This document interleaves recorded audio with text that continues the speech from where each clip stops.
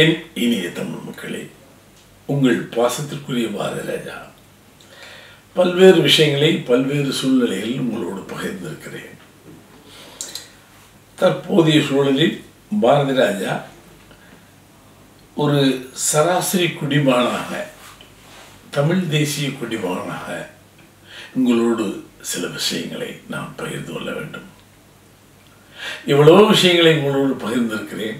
எனக்கு மரியாதை கொடுத்திருக்கிறீர்கள். நான் பெரிய அரசியல்வாதி அல்ல, ஒரு நல்ல குடிமகன், நல்ல கலைஞன். என் தமிழ் மக்கள், என் தமிழன், தமிழ் மண், தமிழ் தாய் மிகவும் பெருந்தன்மை உள்ளவள். பசியென்று வந்தவர்களுக்கு பசியார் உணவளிப்பாள். உண்ட இடமில்லாமல் வந்தவர்களுக்கு உண்டுவதற்கு இடம் கொடுப்பாள். தன் சொந்த பிள்ளைகளுக்கு பால் கொடுத்த மார்பிலேயே உண்ட வந்த பிள்ளைகளுக்கு மார்பில் பால் கொடுத்தவள் என் தாய். தொழில் செய்ய வந்தவர்களுக்கு தொழில் கொடுப்பாள். அரசியல் பேசுபவர்களுக்கு எல்லா சுதந்திரங்களையும் கொடுப்பாள். பசியோடு வந்தவர்களுக்கு பசியாறுவாள். இனம் பார்க்காமல், மொழி பார்க்காமல், வேற்று மண் பெற்ற பிள்ளைகள் என்று பார்க்காமல் பாலூட்டி வளர்த்த என் தாய். அவள் மார்பகத்தை அறுத்து என் தாயின் உடலை சிதைத்து என் தாயை பஞ்சை பராரியாக்க நினைப்பது எந்த விதத்தில் நியாயம்? அந்த ஒரு கோபம் தான் பாரதிராஜாவுக்கு. என் தமிழ் மண் மண் வளம் நிறைந்தவள், இயற்கை வளம், கனிம வளம், கலாச்சார பண்பாட்டு பயிர் வளர்த்தவள். தமிழ் வளம், அறிவு வளம், மனவளம், தொன்மை வளம் ஆகியவற்றின் மீது சமீப காலமாக போர் தொடுத்துக் கொண்டிருக்கின்றது மேலாதிக்க சக்தி.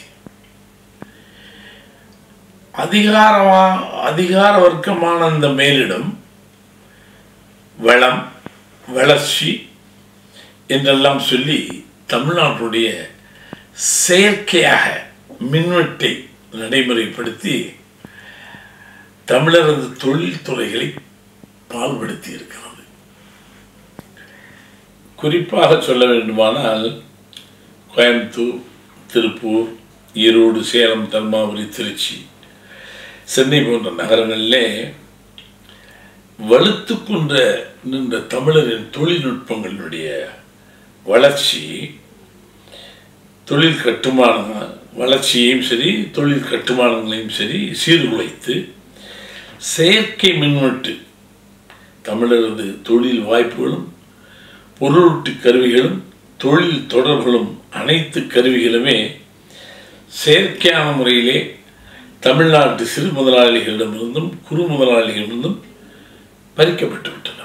இந்த பூமியில் யார் வேண்டுமானாலும் வரலாம், தொழில் செய்யலாம், என்ன வேண்டுமானாலும் வரலாம், அரசியல் பண்ணலாம். தலைவனாக இருப்பதற்கு முழு தகுதி தமிழன் ஒருவனுக்கு மட்டும்தான் உண்டு. மண்ணின் மைந்தன் தான் இந்த பூமியை ஆள வேண்டும் என்பது அஸ்ஸாமுக்கு உள்ளது போல, கேரளாவுக்கு உள்ளது போல, கர்நாடகத்துக்கு உள்ளது போல தமிழ் மக்களுக்கு உரிமை இல்லையா? ஒரே ஒரு விதிவிலக்கு. ஆண்ட மனிதர்களில் இந்த பூமியை ஆண்டம் வேற்று மனிதன் ஒரே ஒருவர் தான். தன்னை முழு தமிழனாக மாற்றிக்கொண்ட அந்த 3 எழுத்துக்கு சொந்தக்காரன் எம்ஜிஆர். எம்ஜிஆர் என்ற அந்த 3 எழுத்துக்கு சொந்தக்காரன் இன்னும் என் நினைவில் நன்றாக இருக்கிறது. தன்னை முழுமையாக தமிழனாக மாற்றிக்கொண்டார். அதேபோல் ஏன் நீங்கள் உங்களை மாற்றிக்கொள்ளக்கூடாது? அன்புக்கு 3 எழுத்து, பண்புக்கு 3 எழுத்து, பாசத்திற்கு 3 எழுத்து, மூச்சுக்கு 3 எழுத்து, எம்ஜிஆர் என்ற 3 எழுத்து, தமிழ் என்ற 3 எழுத்து சொல்லுவாராம். இது எப்படியோ அதுபோலதான் எம்ஜிஆர் பாரதிராஜான்னு. அதனாலதான் என்று சொன்னாரு, இன்னும் தென்னிந்திய திரைப்பட வர்த்தக சபை முழுமையாக மாற்றுவோம், தமிழ் வர்த்தக சபை. அவர் தமிழன். எங்களை பொறுத்தவருக்கு பிற மாநிலத்தவர் அல்ல. அதுபோல் நீங்கள் இந்த மண்ணுக்கு விசுவாசமாக இருங்கள். உங்களை நாங்கள் போற்றி கொண்டாடுகிறோம். ஆனால் தமிழுக்கு விடியலாக பிறந்திருக்கிறது சின்ன வெடிவெள்ளி, சின்ன தீப்பொறி. எல்லா மாநிலம் வந்தீர்கள், எல்லாரும் இங்கே பட்டறை போட்டீர்கள், இல்லை என்று சொல்லவில்லை. ஆனால் உங்களை நாங்கள் சகோதர சகோதரிகளாக அன்புக்கும் பாசத்துக்கும் உள்ளவர்களாக நாங்கள் வைத்திருக்கோம். தலைமை பொறுப்பை ஒரு தமிழனுக்கு விட்டுக்கொடு என்பதில் என்ன தவறு? எல்லா தலைவர்களும் பேசுகிறீர்கள், எல்லாம் பேசுகிறீர்கள், நீங்கள் அரசியல் பேசுகின்றீர்கள். ஒருவன் மட்டும்தான் மண்ணுக்கும் பூமிக்கும் மொழிக்கும் தன்மானத்திற்கும் போராடி கொண்டிருக்கிறான். பெயர் சொல்ல மாட்டேன், புரிஞ்சுக்க. ஒரே ஒருத்தன். நான் தமிழன் சொன்னா உனக்கு கோவம் வருது. இது குறுகிய கட்டத்துக்குள்ள இருக்காங்க.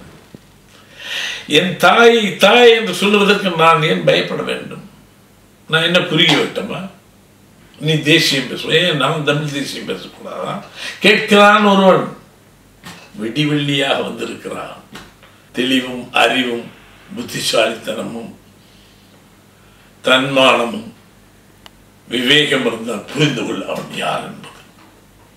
ஒரே ஒருத்தன் உப்பு போட்டு திங்கிறான், தனித்து நிற்கிறான். அவன் யாருக்காக யாருக்கும் சோரம் போல. நல்லா கண்டுபிடிக்கணும் தயவு செய்து. அரசியல் வரலாற்றில் 100 ஆண்டு காலங்கள் எவ்வளவோ அரசியல்வாதிகள் வந்துருக்கலாம், பேச்சுக்கலாம். நேரு காந்தியிலிருந்து ஒரே ஒருத்தன் இந்த பூமியில எந்த எதிர்பார்ப்பும் இல்லாமல் மல்யுத்தம் பண்ண பிறந்திருக்கான். பூமியை காக்க, மக்களை காக்க, மொழியை காக்க, கலாச்சாரத்தை காக்க ஒரு விவசாயி, விவசாய குடிமகன். அவன் பெருசா விஞ்ஞானி. விஞ்ஞானி என்ன வேணாலும் பண்ணிடுவான். அறிவாளி என்ன பாமரமான ஒரு தமிழன் அவன் இருந்தான்னா மக்களுக்கு போராடுவான், விவசாயத்துக்கு போராடுவான். நல்ல வேலை தெரிஞ்சோ தெரியாமலும் ஒரு சின்ன பையனுக்கு விவசாயத்துக்கு கொடுத்துருக்காங்க. அதை கூட அழிச்சிட்டு காட்டுறீங்களப்பா, இது என்ன நியாயம்? போட்டி என்று வந்தால் புறமுது காட்டி ஓடி வந்தால் அவனை வெற்றி விடுவேன் என்பார் புறநாற்ற தாய். நெஞ்சிலே வேல் கொண்டு பாயிடுவான். அதுபோல ஒருத்தன் நெஞ்சில் வேல் வந்தாலும் பரவாயில்லை நிற்கிறான் நம்ம புள்ள. புறநானூற்று தமிழன், யாருக்கும் பயப்படல, யாரோடையும் இல்லை. அவன் கையை காலை கட்டி போட்டுட்டு அவங்க கூட யுத்தம் பண்றீங்களேடா, எவ்வளவு அவமானம்! கையை கழட்டி விடு, கட்ட கால் கட்டை கழட்டி விடு, சமர்புரி ஜெயிச்சுவார். கட்டி போட்டு ஜெயிச்சின்னு சொல்லக்கூடாது. மக்களை புரிந்து கொள்ளுங்கள். பாரதி ராஜா அரசியல்வாதி அல்ல, பட் உண்மை கண்ட இடத்தில் உறக்க சொல்லுவேன், மலை மீது என்று சொல்லுவேன். எனக்கு தெரிந்து நான் நினைத்திருந்தால் இந்த பூமியில் எந்த பதவியும் வேணாலும் வைத்திடலாம். பதவிக்கு நான் வருவதல்ல, ஆனால் பதவிக்கு வருவன் எவன் என்று தகுதி காட்ட எனக்கு தகுதி உண்டு. அதில் ஒரு தமிழன் இருக்கிறான், பேர் சொல்ல மாட்டேன். அறிவாளியாக இருந்தால், பண்பாளனாக இருந்தால், பற்றி இருந்தால், மொழி பற்றி இருந்தால், இனப்பற்றி இருந்தால், நிலப்பற்றி இருந்தால் அவனை அடையாளம் கொண்டு கொள். அவனுக்கு இந்த விரலில் அவனை அடையாளம் காட்டு. நன்றி, வணக்கம்.